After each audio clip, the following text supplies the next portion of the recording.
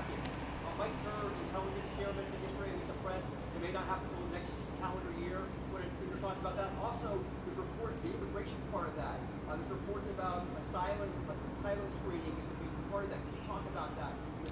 Well, we have some negotiations that are going on in earnest. In fact, I was on the flight before we landed, texting back and forth with Senate colleagues and others who are working on the negotiation. Listen, Israel is a top priority for the United States, and supporting our ally there is critical. It's one of the first things we did. In fact, we passed the bipartisan Israel support package out of the House a while ago, right? Not long after I took the gavel, about a month ago.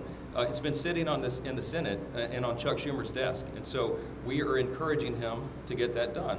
Ukraine is another priority. Of course, we can't allow Vladimir Putin to march through Europe, and we understand the necessity of assisting there.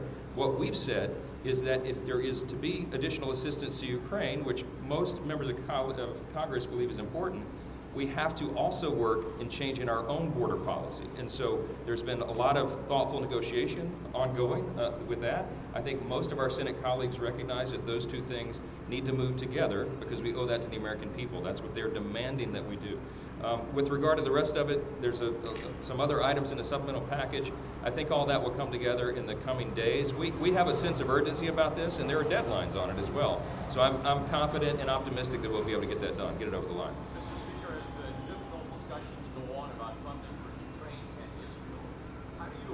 Government shutdown again as the debate goes on about that, because it's obviously coming up after the first year. It is, but it's been a great gift to the American people that we will not be facing a Christmas shutdown. We broke the omnibus fever. We call it the Omni fever. So as long as I've been in Congress, and for many of the last recent years, what happens is Congress doesn't do its work, and so the Senate jams the House right before the Christmas holiday with a multi-trillion-dollar spending package or something close to it that's 2,000 or 3,000 pages in length that few members of Congress have had a chance to actually digest and read and meaningfully debate.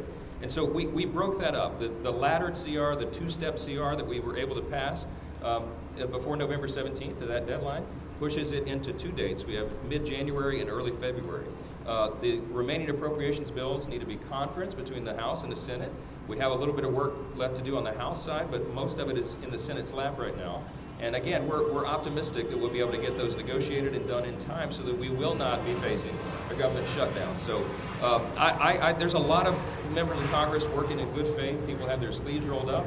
They got a couple of days at home for Thanksgiving. Everybody blew off some steam. And I've talked to members across the Republican conference who are ready to get back to work, and that begins in earnest tomorrow morning.